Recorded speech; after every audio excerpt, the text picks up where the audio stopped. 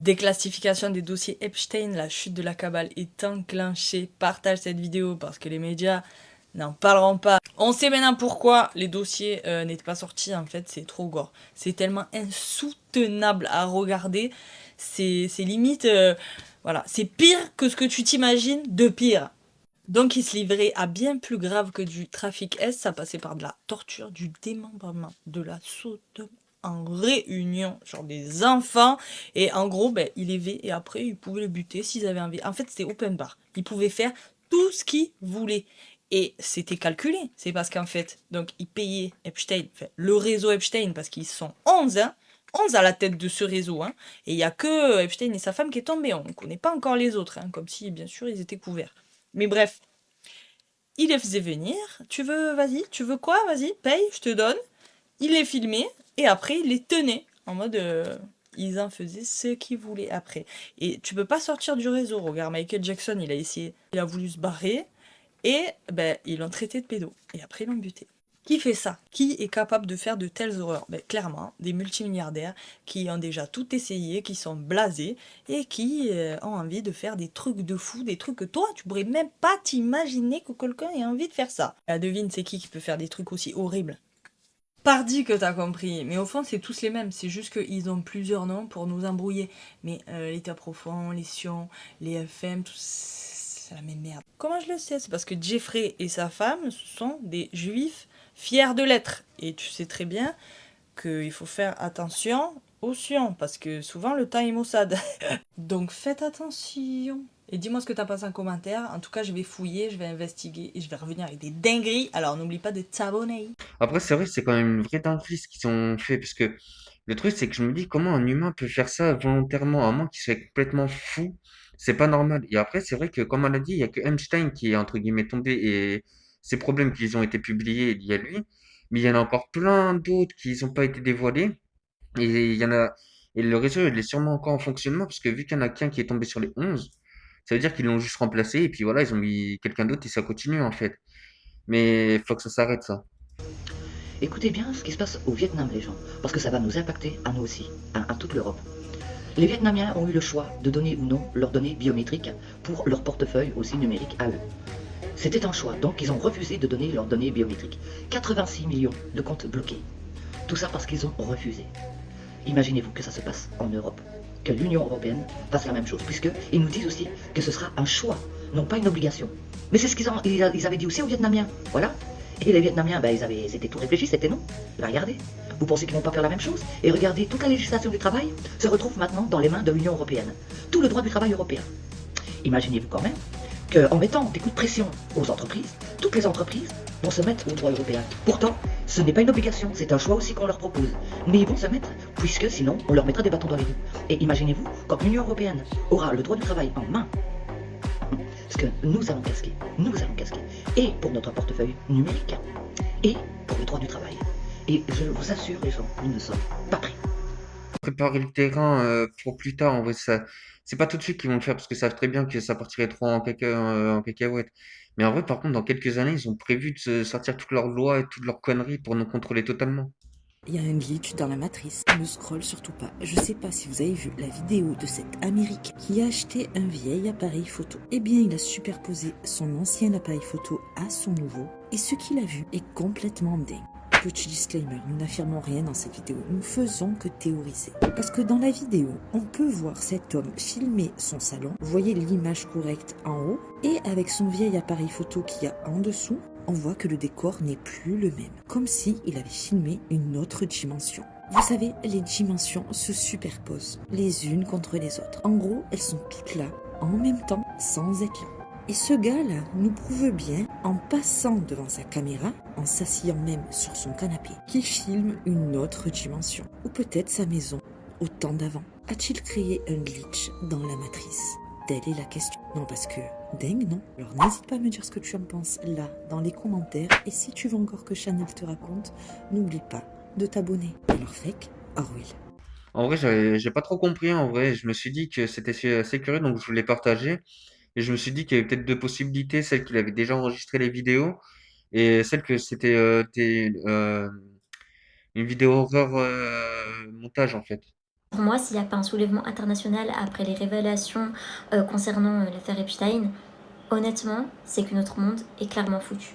Déjà que j'avais très peu d'espoir en notre monde jusqu'à présent, mais alors là, si vraiment il n'y a pas de réaction majeure, depuis quelques années, une partie de la population commençait déjà à comprendre par qui on était gouverné et l'envers du décor de nos politiciens, de nos gouvernements, de nos célébrités. Et là, après l'officialisation de ces preuves évidentes, s'il n'y a aucun mouvement, vraiment, j'ai peur pour notre monde. J'ai très très peur parce que là, on envoie un message clair à nos gouvernements qui est: vous pouvez faire ce que vous voulez de nous, vous pouvez nous abuser, vous pouvez abuser nos enfants, les violer, les torturer, les manger même si vous voulez, c'est pas grave. On va continuer de travailler pour vous, on va continuer de vous enrichir, on va continuer à être vos esclaves. Je vous jure que s'il n'y a pas de soulèvement, je vous jure, je vais partir en dépression parce que je pourrais pas me dire je continue de faire ma vie dans cette société-là en sachant que tout le monde est au courant mais que personne ne fait rien. On s'est juste tous mis d'accord pour continuer à vivre comme ça. Après, je trouve qu'elle a pas tort en vrai en disant ça, parce que c'est vrai que de laisser faire ça, ça serait vraiment horrible. Mais après, il y a une possibilité où ça se passe, quoi, que le peuple en général ne savent pas trop comment contrer ça, et qu'au final, on n'arrive pas trop à avancer. Après, il y a quand même aussi une possibilité où on arrive à tous se réunir et à contrer ça. C'est possible. On vous aurait menti sur l'histoire de vos ancêtres. Entre 1850 et 1920, l'explosion délirante des asiles psychiatriques. Regardez les chiffres, ils ne mentent pas. En Angleterre, on passe de 2000 internés en 1800 à 100 000 en 1900. Aux États-Unis, on passe de seulement 18 asiles en 1840 à plus de 139 en 1880. En 1904, 150 000 personnes étaient enfermées. En France, c'est le même scénario, de 10 000 à plus de 100 000 internés sous la loi de 1838. Pour justifier ce tri humain, la psychiatrie naissante a pathologisé le quotidien. On n'enfermait pas seulement des fous, on enfermait ceux qui ne s'adaptaient pas.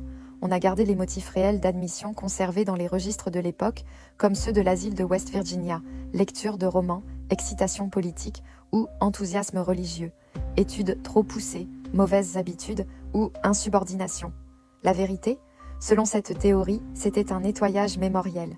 Il fallait faire taire ceux qui se souvenaient de la Grande Guerre après la catastrophe du Mudflood. Des structures massives, comme l'asile de Buffalo ou la Salpêtrière à Paris, la théorie du reset, elle, souligne qu'il s'agit de bâtiments de l'Ancien Monde, déterrés après le Mudflood et réutilisés comme prisons de rééducation. Ces asiles étaient dans des villes autonomes avec leurs propres usines à gaz, leurs fermes et leurs cimetières. Une fois entrés, vous n'aviez plus besoin du monde extérieur, et le monde extérieur vous oubliait. Et pour finir le travail, des millions d'enfants arrachés à leurs parents, internés, envoyés dans l'Ouest sans aucun passé, pour devenir les batteries d'un nouveau système. C'est vrai que je me suis déjà un peu renseigné sur les asiles et les hôpitaux psychiatriques. Après, je sais que de nos jours, il n'y a plus vraiment d'asiles, c'est plus des hôpitaux psychiatriques qu'à l'époque, en fait. C'est vrai qu'il y a une augmentation que je comprends pas d'hôpital psychiatrique, parce que comment les gens ont pu tous devenir fous d'un coup comme ça. Et ils faisaient des expériences pour, on va dire, guérir le mental, qui était un peu de la torture à l'époque dans les asiles. Et c'est vrai qu'à l'époque, on enfermait tout le monde, n'importe qui. Mais ce qu'il faut se dire aussi, c'est qu'en faisant ça, on étiquette les gens, on met des étiquettes, et qu'après, quand on l'envoie, une fois envoyé là-bas, les gens ne le croient plus parce qu'ils le pensent fou. Donc même s'il n'est pas fou, il est étiqueté. Donc ça va très vite. Arrête immédiatement de te frotter les yeux, car en faisant ça, tu les détruis complètement. Tu vas voir, après ce que je vais te montrer, tu recommenceras plus jamais. Parce que pendant que tu fais ça, tu es littéralement en train de rayer la surface de ton œil. Ta cornée, cette couche transparente qui te permet de voir, elle est normalement ronde et lisse. Mais à force de frotter, tu la rayes et tu l'amincis. En fait, en faisant ça, elle commence à se déformer pour devenir un peu pointue comme un ballon de rugby, et ça s'appelle la kératocone. Résultat, ta vision devient floue, déformée, et dans le pire des cas, aucune paire de lunettes ne peut corriger ça, il te faut carrément une greffe de la cornée. Et le pire, c'est que c'est irréversible, parce que ta cornée, elle se répare pas toute seule. En plus, quand tu frottes, tu éclates des micro-vaisseaux sanguins juste en dessous de tes yeux, ce qui te donne des cernes permanentes. Et ça, ça vieillit ton visage de 10 ans au moins, juste parce que tu te frottes les yeux. Alors, la solution? La prochaine fois que ça te gratte, cligne fort des yeux plusieurs fois d'affilée pour stimuler tes larmes naturelles, ou tu utilises des gouttes de larmes artificielles, mais ne touche jamais tes yeux. Parce que c'est les seuls que tu auras toute ta vie, et une fois détruits, il n'y aura plus de retour en arrière. Et si tu aimes ce genre d'infos, j'en partage tous les jours. Alors abonne-toi. En vrai, je crois que j'ai évité de me gratter les yeux, parce que ça, je savais pas trop, mais j'ai pas trop envie de les abîmer en vrai. Mais voilà. On va clairement se faire avoir. Ça fait un moment qu'on en parle, mais là on y est. Écoutez. L'Union européenne a prévu de déployer l'identité numérique européenne. Oui, c'est un autre problème. Non, c'est le un même autre problème. sujet. Parce que ça passera par Et là, ça. on peut vous rejoindre. Non, mais c'est le même sujet. Pour vous identifier sur les réseaux sociaux et prouver votre âge, vous serez obligé de passer par votre portefeuille d'identité numérique. Sur ce portefeuille, j'en aurai fini, il se trouve votre état civil, mais pas que. Vous aurez vos données bancaires, vos données de carnet de santé, vos données de carnet de vaccination, et donc vous entrez dans la société où on pourra à tout moment vous débrancher si vous avez un comportement jugé inadéquat, même pas illégal, inadéquat, un mauvais tweet, trop critique sur Macron, trop critique sur l'Europe, pas assez pro-Ukraine, etc. On va être débranchés, nous on va être débranchés. On pourra vous débrancher si vous avez dépassé votre quota carbone. J'entends bien, mais j'ai des questions très courtes. Etc. Donc c'est une société orwellienne et c'est une société qui prépare la censure des réseaux sociaux pour une seule raison, c'est que sur les réseaux sociaux se trouve un narratif que le gouvernement ne contrôle pas, contrairement aux médias. On entre. Bon, Philippot, ça fait un moment qu'il en parle. Et là on y est. Et c'est vrai qu'ils vont nous le faire tout doucement avec le contrôle parental à 15 ans pour les réseaux sociaux, mais ça va venir tout doucement. Parce que j'ai vu une autre vidéo que je vais vous faire sur mon autre compte, comme quoi ils vont contrôler aussi les VPN. Donc c'est pas pour rien, parce qu'ils vont contrôler aussi les adultes, parce que forcément pour un VPN, il faut être forcément un adulte. Donc, il me semble, parce qu'il faut une carte bancaire. Donc il y a beaucoup... à 8 ans et demi, on n'a pas une carte bancaire, faut arrêter les conneries. Donc franchement... Je pense qu'on y est, on va y aller très vite. Dites-moi en commentaire ce que vous en pensez. Mais je pense que ça part d'une bonne intention, mais que ça va mal finir. En vrai, là, ils vont en profiter pour faire créer le compte d'identité numérique et puis petit à petit, ils vont rajouter des documents, ils vont dématérialiser. Et nous, si on voudra pas le faire, on pourra pas, on sera bloqué.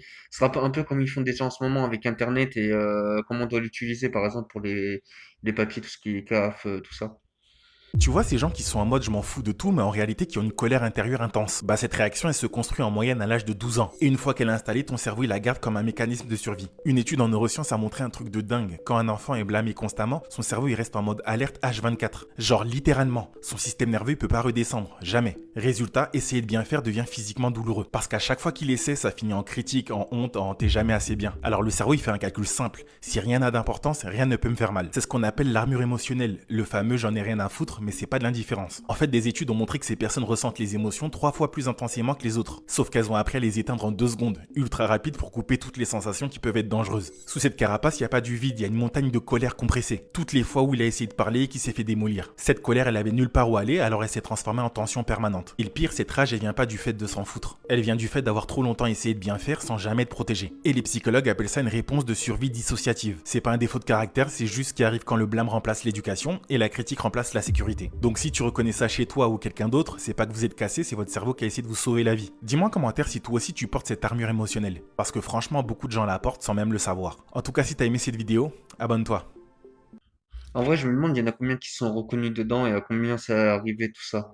Et là, au moins, il y aurait une petite explication. Tu connais la différence entre une panthère et un léopard? Bah en fait, il y en a aucune. Alors celle-là, je m'y attendais pas. En fait, la panthère et le léopard, c'est le même animal. Une panthère, c'est juste un léopard avec un pelage noir qui a subi une petite mutation. Ça s'appelle le mélanisme. En gros, la panthère, elle produit trop de mélanine, donc elle a un pelage sombre. Et ce qui est fou, c'est que sur une panthère, les taches du léopard, bah elles sont toujours là. Elles sont juste un peu cachées, mais tu peux les voir quand il y a beaucoup de lumière. Comme ça, si un jour ça parle d'animaux dans une conversation, t'auras une petite anecdote à raconter. En vrai, je savais pas que c'était les mêmes animaux, en vrai, parce que vu qu'il y avait la couleur différente, etc. Mais bon, là, j'ai appris quelque chose.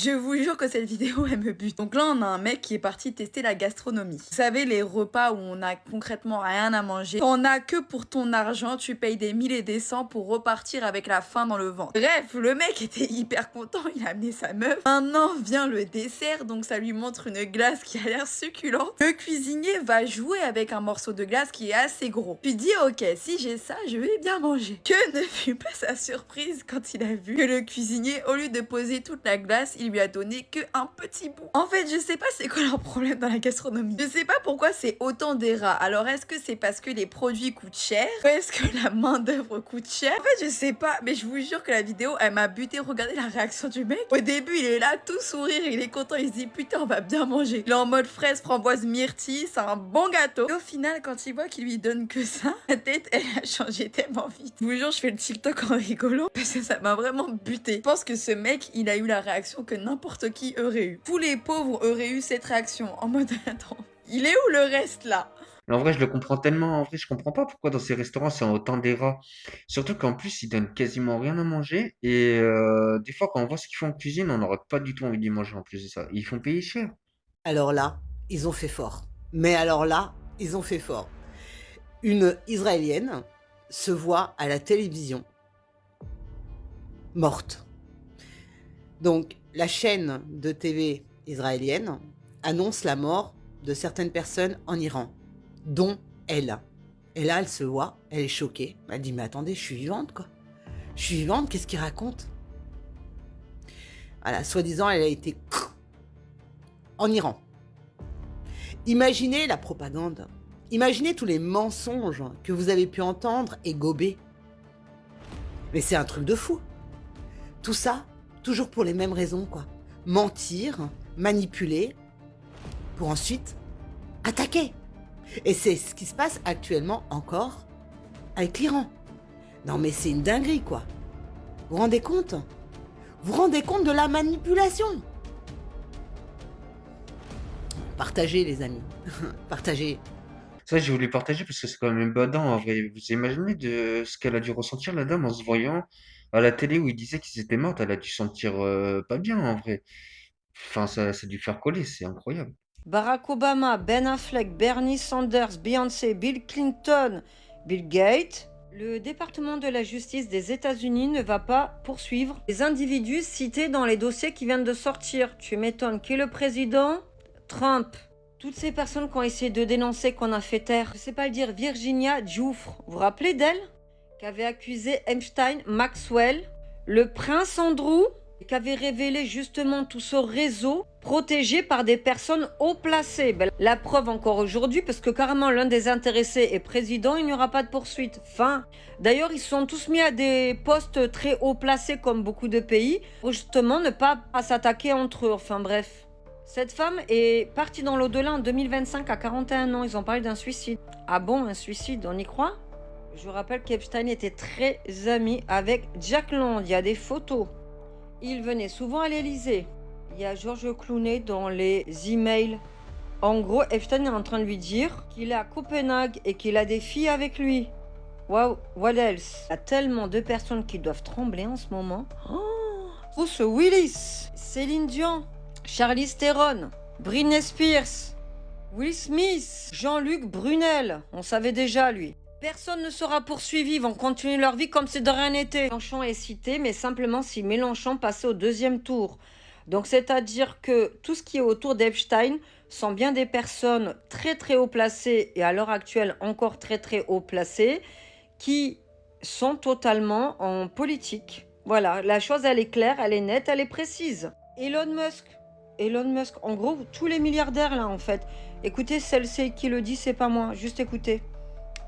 En novembre 2012, quel jour, quand aura lieu la fête la plus folle sur votre île? Il y a le nom d'un autre milliardaire, Bill Gates, qui apparaît dans l'un de ses documents. Et... Je vous montre ça, enfin je vous fais écouter ça pour vous expliquer que je vais chercher l'info vraiment à la source en fait. Mon cœur va pas tenir là. Là vraiment c'est chaud patate. Pourquoi ces trucs aussi chauds patates sont sortis? Il y a bien un truc derrière tout ça. Maintenant, pourquoi la justice ne poursuit pas? La justice américaine, je sais qu'il y a certaines justices comme celle d'Angleterre qui va poursuivre. Est-ce qu'en France, ils vont poursuivre? En tout cas, aux États-Unis, ils vont pas se poursuivre. Mais en tout cas, ce qu'on note, c'est que c'est tous les milliardaires et les très très haut placés. J'ai mal à la tête. C'est quand même abusé en vrai que les vieux qui sont haut placés, la justice s'en prenne pas à eux. En vrai, même s'ils sont haut placés, ils ont fait des horreurs, ils devraient être jugés. Et moi, je comprends pas qu'avec des horreurs comme ça, on peut dire que non, on s'en prendra pas à eux. C'est n'importe quoi. Honnêtement, j'en peux plus et je suis écœuré. Aujourd'hui, je vous fais une vidéo sérieuse parce que j'ai pas du tout envie de rigoler. J'ai passé ces 2 derniers jours à enquêter un peu sur les dossiers Epstein et je suis dépassé. On vit dans un monde où un élite blanc privilégié ultra riche décide du sort des enfants, des femmes et des populations de manière générale. On parle de criminels qui savent qu'ils sont des criminels et qui se retrouvent entre criminels pour se vanter d'être criminels. Quand vous prenez 6 mois ferme après une comparution immédiate parce que vous avez volé une brique de lait dans un supermarché. Ces faits, ces criminels, ces victimes ne sont pas des lignes dans un dossier. Ce ne sont pas que des images, ce ne sont pas que des photos, ce ne sont pas que des vidéos sensationnelles sur les réseaux sociaux. On parle de choses très concrètes qui existent dans notre espace-temps et qui existent encore certainement aujourd'hui aux quatre coins du globe sans que personne n'en sache rien. Sur ces dossiers en question sont nommés des tas de célébrités. On y parle de trafic d'enfants, d'esclavage, de rituels sataniques, mais aussi de cannibalisme. Évidemment, tout ça s'étend sur une dizaine d'années avec les personnes les plus puissantes de la planète. Aujourd'hui, il n'est pas besoin d'être un platiste ou de croire aux reptiliens pour comprendre qu'il y a un complot des ultra-riches qui surdominent les autres êtres humains sur cette terre. On parle d'une poignée d'hommes qui décident pour des populations, on parle d'influence dans tous les domaines, social, politique, économique, et de corruption à grande échelle. Alors qu'est-ce qu'on constate facilement, c'est que l'argent achète deux choses. La première, c'est l'hyper-accessibilité à tout, y compris la vie humaine. Quand vous êtes un ultra-riche, il vous est possible d'accéder à l'achat d'une jeune femme de 24 ans originaire de Russie ou d'un bébé originaire du Kenya. À des fins les plus violentes que vous pouvez imaginer, puisque la deuxième chose que vous pouvez acheter, c'est l'impunité. Ce que nous apprend cet immense réseau international, c'est la protection intergouvernementale. Et ce qui devrait être une révolution populaire internationale est un pétard mouillé médiatique volontaire. On peut avoir une pensée pour cette jeune femme qui est sortie d'un hôtel au Mexique après avoir croisé ce groupe d'hommes en criant, en pleurant, en hurlant qu'ils étaient en train de manger d'autres êtres humains. Une lanceuse d'alerte de la première heure qui a disparu du jour au lendemain. On ne peut plus vivre dans une société capitaliste qui hiérarchise les rôles, les dominations et les permissions. Et je voudrais terminer en vous disant une chose, parce que ça m'a plombé mes 2 dernières journées. Je voudrais simplement vous témoigner d'une solidarité vis-à-vis de la violence que c'est. Déjà que le dossier est silencieux, on ne parle que très peu des victimes et je voudrais avoir une pensée pour ces milliers de victimes qui ont dû souffrir atrocement. Aujourd'hui, on parle des dossiers Epstein qui sont révélés 15 ans après les faits, et dans 10 ans, on parlera de quoi? Qu'est-ce qui sera révélé de 2026? Je voudrais simplement conclure en vous disant que je partage ce sentiment d'immense tristesse, d'immense impuissance et de révolte qu'on partage tous. Je pense aussi à la Palestine, au Soudan, à l'Iran et aux autres nations qui subissaient hier, qui subissent aujourd'hui et qui subiront demain l'ultra-violence hyper permissive et impunie du capitalisme. Le combat continue. C'est vrai que c'est pas très juste et pas très normal. En vrai, quand on regarde la justice à deux vitesses, ces gens-là, ils sont pas jugés, ils ont pas de problème. Alors que c'est les pires gens. Et comme il a dit, pour une brique de lait, on se fait juger. En vrai, c'est n'importe quoi. Et c'est vrai que là, ça devient d'ultra-violence. En fait, c'est pour ça ces derniers temps, ils banalisaient autant l'ultra-violence. C'est parce ils ont envie d'en arriver à un point où ils contrôlent tout et c'est une merde pas possible, en vrai. Mais bon, voilà, je vous ai partagé ce que j'avais envie de vous partager. Je vous dis une bonne journée et une bonne soirée.